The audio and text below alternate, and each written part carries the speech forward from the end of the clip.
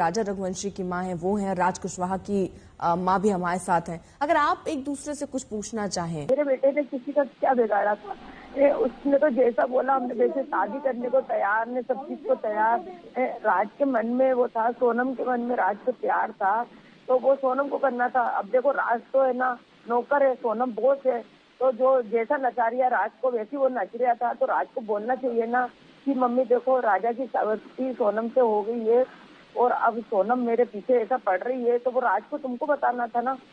नहीं करा। मैं आपको अपनी बहन जैसी मानती, जैसे मेरी बहन हो वैसे आप मेरी बड़ी बहन हो, और राज भी मेरा बेटा जैसा था। भगवान की कसम हम इतना रोए जब भैया को सुना कि वो बेचारे बच्चा की क्या गजल में क्या चल रहा था।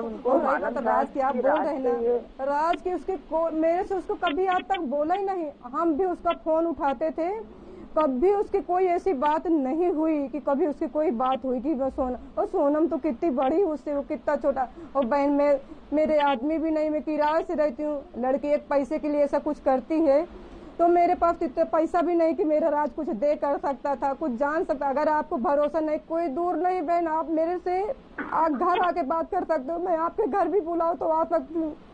आप भी मेरी मदद अपने बच्चे की मतलब जवाबदारी थी, तो राज को पहली बार तो ऐसा कदम उठाना नहीं था कि मेरी माँ अकेली है, हम गरीब लोग हैं, सोनम हम इस मामले में कुछ नहीं कर सकते हैं, हम तेरा साथ नहीं दे सकते हैं।